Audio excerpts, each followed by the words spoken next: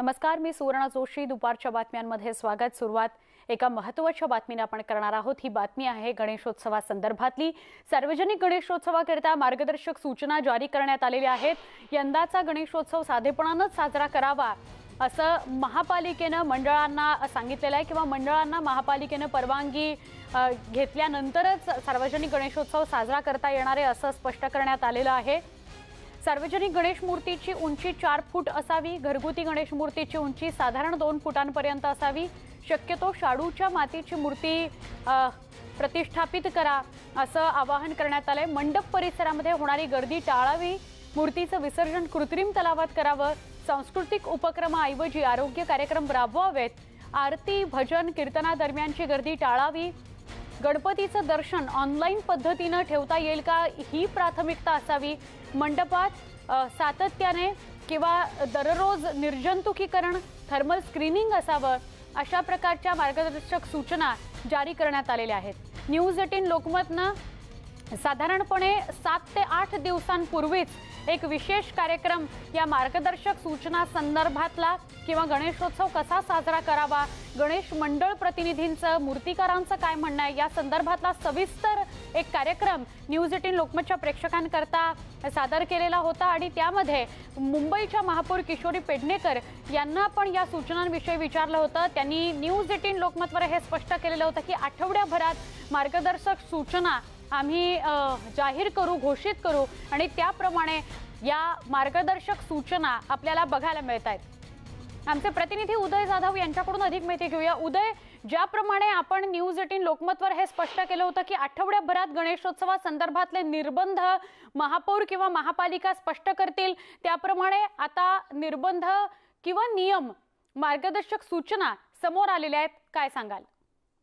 सुवर्ण, हे ज्या मार्गदर्शक सूचना यंदाच्या गणेशोत्सवाच्या जाहीर करण्यात आलेल्या आहेत, या राज्याच्या गृह विभागाने जाहीर केलेल्या आहेत. आणि या सूचना 2020ला ज्या गणेशोत्सवातले निर्बंध होते, ज्या मार्गदर्शक सूचना होत्या त्याच आता देखील कायम करण्यात आलेल्या आहेत. सर्वात प्रथम म्हणजे गणेश मूर्तींची उंची, हा जो कळीचा मुद्दा आहे. गेल्या वर्षी ज्याप्रमाणे 4 फुटांची गणेश मूर्ती ठेवण्यात आली होती, तशीच याही वर्षी 4 फुटांची गणेश मूर्तींची स्थापना करण्यात यावी अशी सूचना या मार्गदर्शक सूचनांमध्ये करण्यात आल्या. इतरही सूचना ज्या आहेत त्या सर्व म्हणजे गेल्या वर्षीप्रमाणेच आहेत.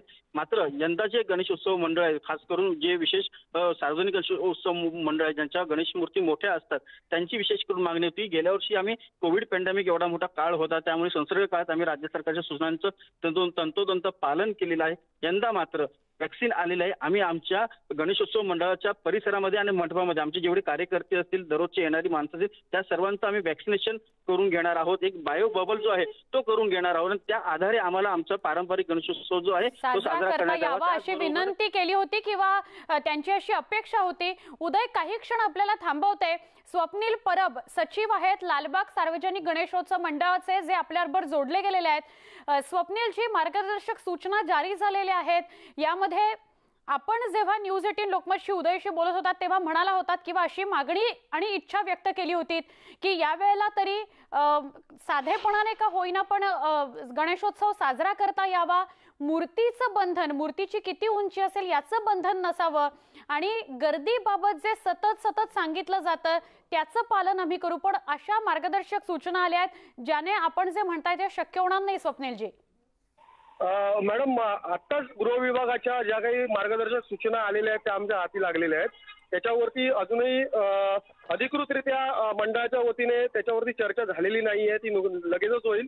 परंतु एक गणेश भक्त आणि उत्सव मंडळ सचिव म्हणून आम्ही वारंवार आवाहन करत आलेलो होतो, शासनाला विनंती करत आलेलो होतो की यंदाचं जे काय वर्ष आहे ते त्या वर्षामध्ये जास्तीत जास्त लसीकरणावरती भर देऊन बायोबबल तयार करून हा जो गणेशोत्सव आहे तो सुरक्षितरित्या पार पाडण्याकरता उत्सव मंडळ तयार झालेली होती, कटिबद्ध झालेली होती. आणि त्या दृष्टिकोनातून आमच्या विभागामध्ये तरी आम्ही जवळजवळ 85% लसीकरण पूर्ण झालेलं होतं. तर या परिस्थितीमध्ये जर उत्सव मंडळाला कोणत्याही प्रकारे निमंत्रण न देता उत्सव मंडळाचे विचार कोणत्याही प्रकारे ध्यानीमनी न घेता हा अचानकपणे हा निर्णय गृह विभागाने दिलेला आहे. खरं तर आम्ही या संदर्भात सन्माननीय मुख्यमंत्र्यांशी लवकरच बोलू आणि आमच्या काय भावना असतील, आमच्या काही सूचना असतील, आमच्या विनंती असतील आम्ही त्या सरकार दरबारी मांडण्याचा नक्कीच प्रयत्न करू. नक्की. स्वप्नील, धन्यवाद. आपण न्यूज 18 लोकमतशी बोललात. उदय जाधव आपल्या सोबत आहेतच, पण गणेशोत्सव समिती अध्यक्ष नरेश दहिबावकर आपल्याबरोबर जोडले गेलेले आहेत.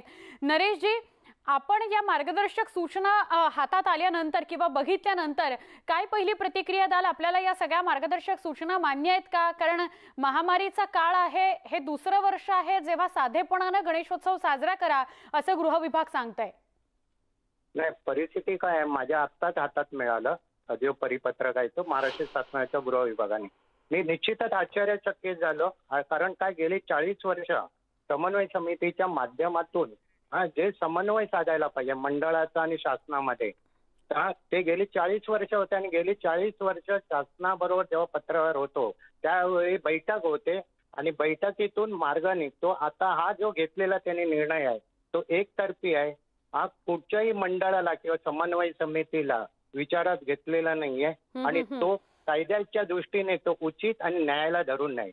पण नरेशजी, आपल्याला असं नाही वाटत की महामारी म्हणजे कोरोनाच्या काळामध्ये कसे उत्सव साजरे करावे असा सरसकट राज्याकरता घेतला गेलेला हा निर्णय आहे? हो, मी ते कबूल करतोय ना. कोरोनाची परिस्थिती आहे याची जाणीव आहे आम्हाला आणि म्हणूनच आम्ही गेले वर्षभर आमच्या मंडळाने कोरोनाशी समर्पक असले रक्तदानापासून सगळं मदत शासनाला केलेली आहे. आम्ही त्याच्या विरुद्ध आमचं एकच म्हणणं आहे की कायदेशीर दृष्ट्या बघायला झालं तर मागणी आम्ही केलेली असताना आम्हाला पाचारण न करता, आम्हाला बैठक न देता हा जो घेतलेला निर्णय तो एकतर्फी आहे. म्हणजे तुम्ही निर्णय लादलेला आहे. हो, हा काय आता आमची एकच विनंती आहे की जो एकतर्फी तुम्ही निर्णय घेतलेला आहे तो कायदेशीर दृष्ट्या उचित नाही, न्यायाला धरून नाही. तर तुम्ही मंडळाला एक बैठक द्या, समितीला बैठक द्या. आणि म्हणून तुमच्या माध्यमातून माननीय मुख्यमंत्री महोदयांना मी एक विनंती करतो की मुंबईचा सार्वजनिक गणपती म्हणजे जगातील एक चांगल्या प्रकारचा एक उत्सव आहे आणि अशा प्रकारे आपण बैठक देणे आवश्यक आहे आणि बैठक देऊन त्याचा फेरविचार करावा. मला आशा आहे आमचे मुख्यमंत्री याचा फेरविचार करून त्यातून काहीतरी एक दुरुस्ती करतील अशी आशा आहे आणि त्याप्रमाणे मी त्यांना ती विनंती करतो. नक्की. नरेशजी, आभार. आपण न्यूज 18 लोकमतशी बोललात. आमच्या प्रतिनिधी प्रणाली कापसे आपल्या सोबत आहेत. प्रणाली, नरेश दहिबावकर पण हेच म्हणतायत की मुख्यमंत्र्यांना आम्ही आवाहन करतो या सगळ्या मार्गदर्शक सूचनांचा फेरविचार करावा. सगळे मंडळ प्रतिनिधी सुद्धा थोडेसे नाराज आहेत. मूर्तीची उंची असेल किंवा साधेपणानं याही वर्षी गणेशोत्सव साजरा करायचा हे काही त्यांना फारसं मान्य नाही. प्रणाली, काय सांगाल? मुळातच जर आपण बघितलं सुवर्णा तर हे दुसरं वर्ष आहे जेव्हा अगदी साधेपणानं मुंबई पुणे या दोन शहरातले हे सगळ्यात मोठे उत्सव आहे. या उत्सवामध्ये आपण बघतो की दरवर्षी खूप मोठ्या प्रमाणावर हा साजरा होत असतो. कोट्यवधीची उलाढाल या काळात होत असते. विशेषतः मूर्तिकारांचं जर बोलायचं झालं तर केवळ 2 उत्सव आहेत मूर्तिकारांसाठी. एक त्यातला सगळ्यात मोठा उत्सव आहे तो गणेशोत्सव आणि त्यानंतर नवरात्र उत्सव. त्यामुळे या जे मूर्तिकार आहेत त्यांचं जे सगळं आर्थिक गणित आहे ते या मूर्त्यांवर अवलंबून असतं आणि या उत्सवांवर अवलंबून असतं. मुळातच गेल्या वर्षीप्रमाणे यावर्षी सुद्धा मूर्तींची उंची जी आहे ती मर्यादित करण्यात आलेली आहे. आपल्याला माहिती आहे की मुंबईमध्ये उंचच्या उंच मूर्ती असतात आणि जेवढ्या मूर्ती उंच असतील तेवढी त्याची किंमतसुद्धा जास्ती असते. त्यामुळे लाखो कोट्यवधीचे व्यवहार या मूर्त्यांवर होत असतात. परंतु यावर्षी मात्र पुन्हा एकदा मूर्तींच्या उंचीवर मर्यादा घालण्यात आलेली आहे. त्यामुळे मूर्तिकार नाराज आहे. उत्सव साधेपणानं साजरा करायचा आहे त्यामुळे जे मंडळ आहेत ती नाराज आहेत आणि त्याहीपेक्षा समन्वय समिती नाराज असण्याचं कारण असं की मुळात समन्वय समिती बनवलीच याच्यासाठी आहे की ती सरकार आणि मंडळ यांच्यामधला दुवा असेल आणि मंडळांचं जे काही म्हणणं आहे ते शासन दरबारी पोहोचवायचं. शासनाचे जे काही आदेश आहे ते मंडळांपर्यंत पोहोचवावे याच्यासाठी ही समन्वय समिती आहे.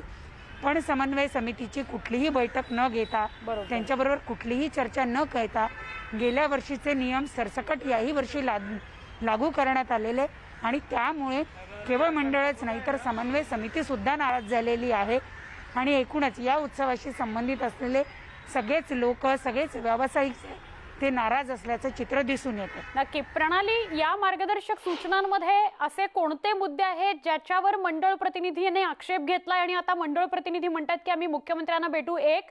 दुसरा महत्त्वाचा मुद्दा की मध्यम मार्ग काढण्याकरता समन्वय समिती जरी असली तरी यावेळेला सरकारसमोर तिसरी लाट असेल, डेल्टा प्लसचा धोका असेल, म्युकरमायकोसिस असेल, अशा वेगवेगळ्या गोष्टींनी जनतेला घेरलेलं असताना सरकारनं अशा प्रकारची खबरदारी म्हणून पावलं उचललेली आहेत. त्यांच्याकडे तसा त्याच्याशिवाय दुसरा ऑप्शन नव्हता असं पण म्हणता येईल का? दोन्ही गोष्टी आपण लक्षात घेतल्या पाहिजे सुवर्णा. एक की हे सगळे आरोग्यविषयक जे धोके आहेत ते गेल्या वर्षभरापासून आहेत आणि कदाचित हा उत्सवचा जो कालावधी आहे तो सुद्धा असाच जाणार आहे. मुद्दा हा नाही आहे की परिस्थिती तशीच आहे किंवा परिस्थितीमध्ये फारशी सुधारणा नाही. मुद्दा हा सुद्धा आहे की समन्वय समिती असताना समन्वय समितीच्या बैठका न घेता परस्पर निर्णय घेणं हे या लोकांच्या जिव्हारी लागलेलं आहे. त्यांचं स्पष्ट म्हणणं आहे की आमच्या कुठलेही मुद्दे विचारात न घेता शासनानं हा निर्णय आमच्यावर लादायला नको होता. गेल्या वेळच्या परिस्थितीपेक्षा यावेळच्या परिस्थितीमध्ये काही बदल आहे. गेल्या वर्षी कुणाचंही लसीकरण झालेलं नव्हतं, यावर्षी लसीकरण झालंय. यावर्षी आता 18च्या वरच्या सगळ्या वयोगटाचं लसीकरण सध्या सुरू असल्यामुळे हा सगळा वर्ग जो आहे तो लसीकरण झालेला किंवा किमान एक लस घेतलेला असा वर्ग असणार आहे. त्यामुळे गेल्या वर्षीचे निर्बंध सरसकट न लागता निर्बंधामध्ये थोडीशी शिथिलता आणता आली असती, बायो बबल क्रिएट करता आला असता, म्हणजे उत्सव जो आहे तो एखाद्या एरियापुरता मर्यादित करता आला असता, एखाद्या विभागापुरता मर्यादित करता येऊ शकला असता. सरसकट वेगवेगळ्या मुंबईच्या भागातून वेगवेगळ्या ठिकाणी जाणारी जी लोक आहेत त्याच्यावर आपल्याला मर्यादा घालता आली असती. पण एकूणच पूर्ण उत्सवावरच बंधन घालणं किंवा पूर्ण उत्सवच मर्यादित करणं हा काही उपाय नव्हता असं त्यांचं म्हणणं आहे. नक्की. दुसरा मुद्दा मूर्तीच्या उंचीचा सुद्धा होता की अर्थात आणि त्याच्यावर आक्षेप घेण्यात आला की यावेळेला मूर्ती ही जास्त उंच किंवा ज्या पद्धतीने पूर्वांपार उंची ठेवत आलेलो त्याप्रमाणे परवानगी दिली जावी, पण तेही अमान्य करण्यात आलेलं आहे. प्रणाली, तूर्तास धन्यवाद ही सविस्तर माहिती दिल्याबद्दल, हा सविस्तर संवाद साधल्याबद्दल. पण आता मुख्यमंत्र्यांना मंडळ प्रतिनिधी आणि समन्वय समितीचे प्रतिनिधी भेटणार आहेत असं त्यांचं म्हणणं आहे. आपण आता पुढच्या बातमीकडे वळतो आहोत. रत्नागिरी जिल्ह्यामध्ये 9 डेल्टा प्लस रुग्णांपैकी 3 बालकांना डेल्टा प्लसची लागण झालेली होती, पण या बालकांनी डेल्टा प्लसवर मात केली असून त्यांना घरी देखील सोडण्यात आलेलं आहे. ही एक खूप चांगली आणि दिलासादायक बातमी आहे. जिल्हा शल्य चिकित्सकांनी या संदर्भातली माहिती दिली. दरम्यान एप्रिल ते मे या कालावधीत रत्नागिरी जिल्ह्यात जवळपास 3000 बालकांना कोरोनाची लागण झाली. यामध्ये केवळ एका मुलीचा मृत्यू झाला. कोरोनाची संभाव्य तिसरी लाट आणि त्यावेळी बालकांना संभाव्य धोका लक्षात घेता आता आरोग्य यंत्रणा देखील सतर्क झाली आहे असंच आपल्याला म्हणता येईल.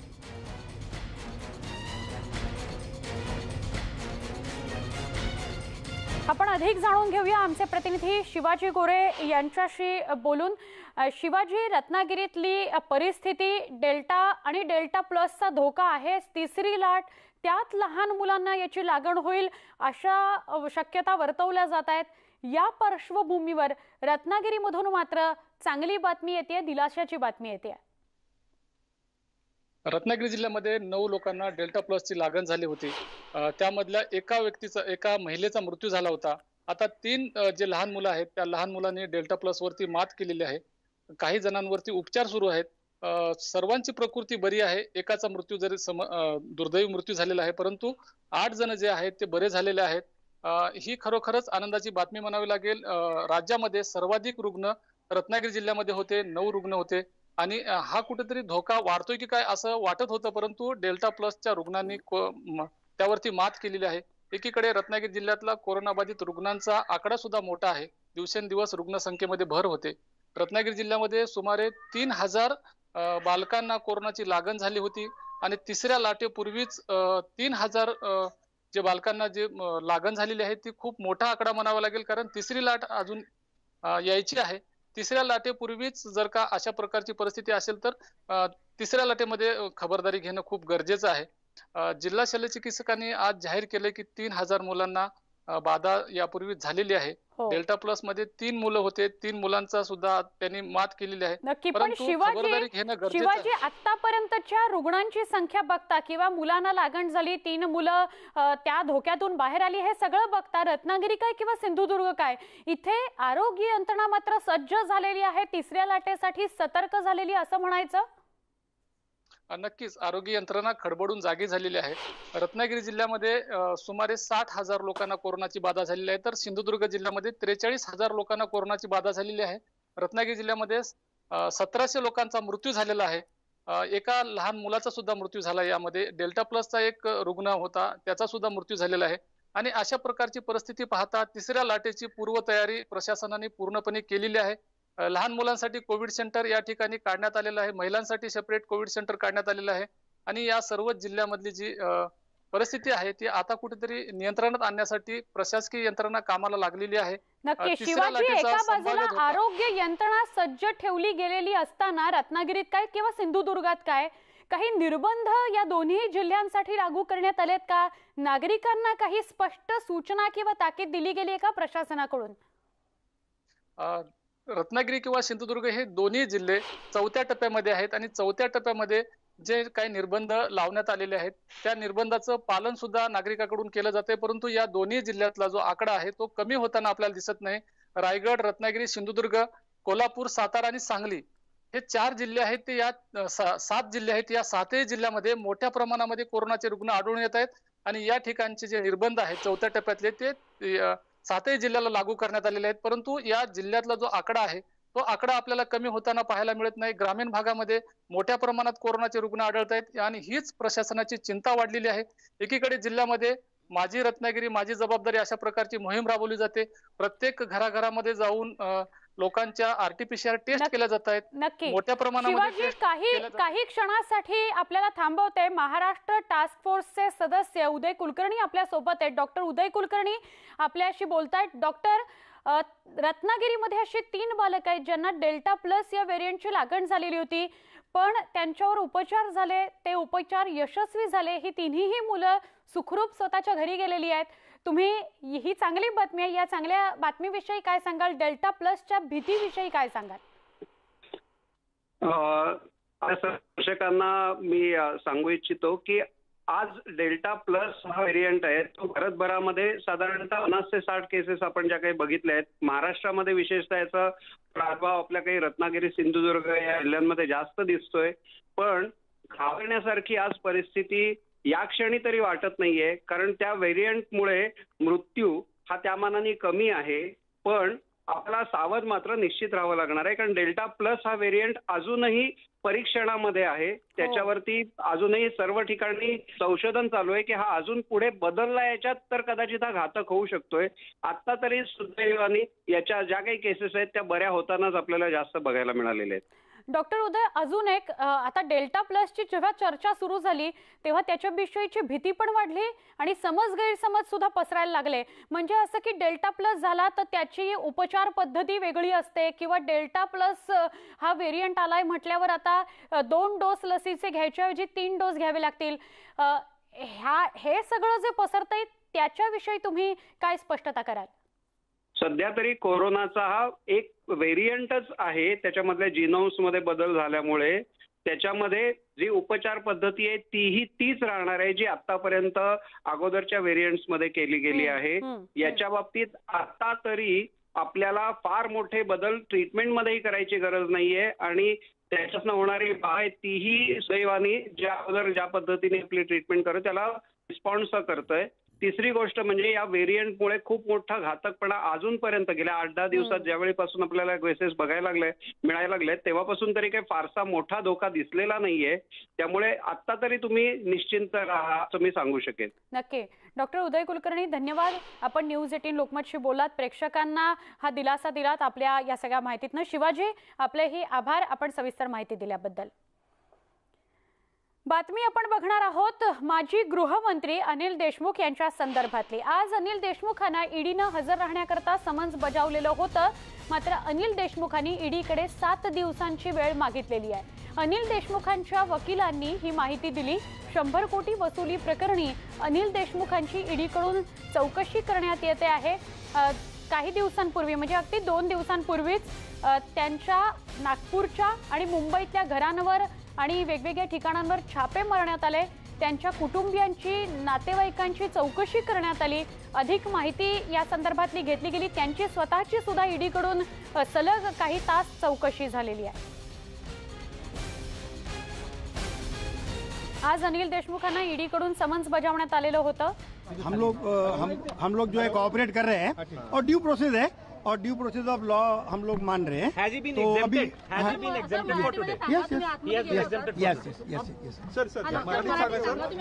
तुमचं निवेदन स्वीकारलं का ईडीने? काय ईडी काय म्हणाली? निवेदन आमच्या स्वीकारलं आहे आणि आम्ही जे कागदपत्र आमच्याकडे आहेत ते आम्ही सादर करू आणि पुढची डेट आम्हाला ते देतील. आतापर्यंत डेट ठरली नाही आणि आम्ही त्यांना फुल कोऑपरेट करतोय आणि पुढे पण करणार आहोत. चौकशीला हजर राहणार आहेत का? हा बिलकुल राहणार. जेव्हा ते बोलवतील नेक्स्ट डेटला. अच्छा सर चौकशीला येतील. इंद्रपालजी भाई लास्ट ते डॉक्युमेंट जे आहे ना आमचे ते आम्हाला कागदपत्र आणून द्या पहिले. ते कागदपत्र आल्यानंतर ते स्वतः येतील. कधी देणार पेपर? ते कधी देणार कागदपत्र? ते संबंध देतील ना पुढच्या. समज दिला म्हणजे काय? नाही आता नाही दिला. ते डेट देतील. वकिलांनी माहिती दिलेली आहे की अनिल देशमुखांनी 7 दिवसांचा जो कालावधी ईडीकडे मागितलाय ते निवेदन ईडीकडून मान्य झालेलं आहे आणि आता पुढे म्हणजे पुढच्या किती तारखेला ईडी समोर हजर राहायचं हे ईडीकडून स्पष्ट करण्यात येईल. दरम्यान अनिल देशमुखांनी ईडीला काय पत्र लिहिलेलं होतं ते आपण ग्राफिक्सच्या माध्यमातून बघूया. हे देशमुखांनी ईडीला लिहिलेलं पत्र आहे. माझ्या घरी सर्च ऑपरेशन केलं, छापा टाकला, त्यावेळी मी तपासात पूर्ण सहकार्य केलं. छापेमारी दरम्यान पीएमएलच्या सेक्शन 50 अंतर्गत माझा जबाबही नोंदवला. मला समन्स कोणत्या प्रकरणात मिळालं त्याची कागदपत्र मला मिळालेली नाहीत. दाखल गुन्ह्यासंदर्भातील माहिती मला मिळालेली नाही. त्यामुळे आज माझ्या वतीनं माझे वकील ईडीकडे पाठवत आहे. त्यांना तुम्हाला हवी असलेली कागदपत्रांची यादी द्यावी. मी कायद्यानं वागणारा प्रामाणिक माणूस आहे. त्यामुळे माझ्याकडून टाळण्याचा किंवा दुर्लक्ष करण्याचा प्रकार होणार नाही. माझ्या विरोधात जे आरोप आहेत ते पूर्ण खोटे आहेत. माझं वय सध्या 72 वर्ष आहे. त्यामुळे या वयात मला विविध त्रास होत आहेत. मला हायपरटेन्शन आहेच, शिवाय इतरही काही व्याधी आहेत. मी काल दिवसभर ईडीच्या अधिकाऱ्यांना सहकार्य केलेलं आहे असं अनिल देशमुख माजी गृहमंत्री यांनी ईडीला पत्र पाठवलं. मला 7 दिवसांचा कालावधी मिळावा असं त्यात स्पष्ट केलं आणि ईडीनं तो कालावधी त्यांना दिलेला आहे. पुढची तारीख कधी हजर व्हायचं ती ईडी त्यांना कळवेल. पुण्यामध्ये भाजपचे प्रदेशाध्यक्ष चंद्रकांत पाटील यांनी आरक्षणाच्या मुद्द्यावरून महाविकास आघाडीवर टीका केली. त्यांनी संजय राऊत आणि शरद पवार यांच्या भेटीवरही भाष्य केलं. शरद पवार नाराज असल्याची चर्चा आहे. मात्र शरद पवारांनी नाराजी व्यक्त करायला उशीर केला. शरद पवारांनी योग्य भूमिका व्यक्त केली नाही असं म्हणत शरद पवारांवर सुद्धा चंद्रकांत पाटलांनी टीका केली. तसंच त्यांनी अंबिल ओढा मुद्द्यावरूनही सुप्रिया सुळे आणि अजित पवारांना लक्ष्य केलं.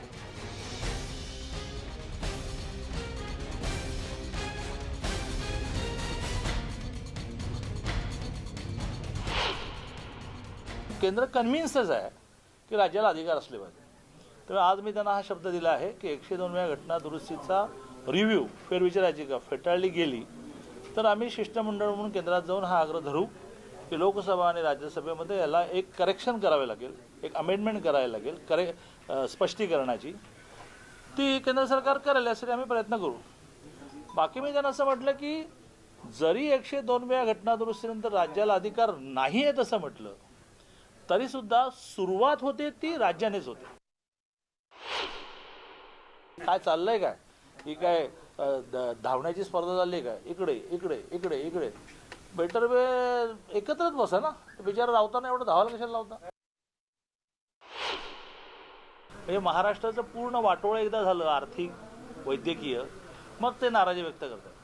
माझी पवार साहेबांशी कडून माझे आणि मी नेहमी मांडत आलो की ते माझे काही दुश्मन नाही, माझा आणि त्यांचं काही शेताला शेत लागून नाही. माझा जो मुद्दा आहे तो हा आहे की त्यांनी ह्या सरकारमध्ये एक खूप मोठी भूमिका बजावायला पाहिजे.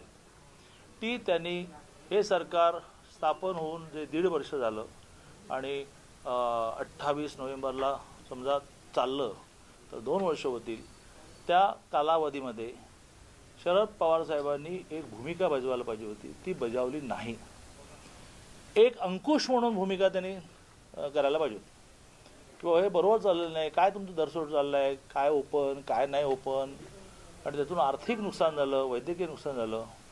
आणि त्यामुळे आज जर पवारसाहेब नाराज असतील तर खूप महाराष्ट्राचं नुकसान होऊन गेलं. मी जर सुप्रियाताईंच्या जागी असतो, मी समजा मी सुप्रियाताई आहे आणि अजितदादा हे माझे भाऊ आहेत, तर मी छातीवर असा हात म्हणून म्हटलं असतं की अजित पवारांचा संबंध नाही आहे. अजित पवारांचा संबंध असल्यास पुरावे द्या. या वाक्याचा अर्थ काय होतो? एक छोटासा ब्रेक बुलेटिनमध्ये काही क्षणात पुन्हा भेटू. पहा फक्त न्यूज 18 लोकमत.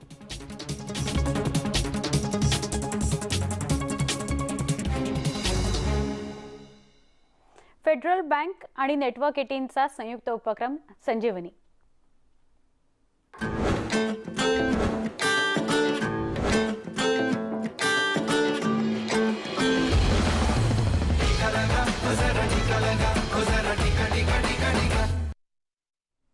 नेटवर्क 18 आणि फेडरल बँकेने संयुक्त उपक्रम सुरू केला, संजीवनी गाडी. ही गाडी भारतभरातल्या कोविडग्रस्त जिल्ह्यांमधून फिरतेय. आपणही लसीकरणाबाबतच्या आमच्या या एकत्रित मोहिमेला भरभरून पाठिंबा द्या, प्रतिसाद द्या. आपण एकत्र येऊन लसीकरणाचं महत्त्व अधोरेखित करूयात.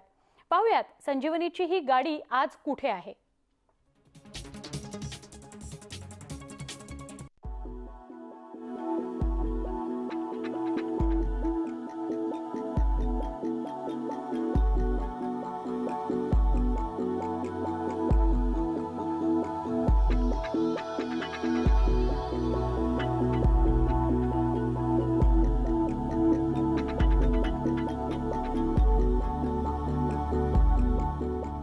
जसं संजीवनी अ शॉट ऑफ लाईफच्या माध्यमातून आम्ही लसीकरणाचं महत्त्व अधोरेखित करतोय, तसंच नेटवर्क 18, न्यूज 18 लोकमत वारंवार आपल्या प्रेक्षकांना आवाहन करताय. कोरोनाची त्रिसूत्री आपण पाळूया.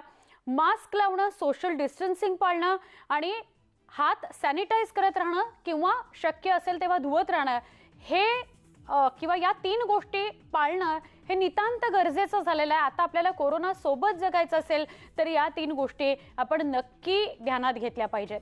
बुलेटिनमध्ये इथेच थांबतोय. ताज्या बातम्यांसाठी पहा फक्त न्यूज 18 लोकमत.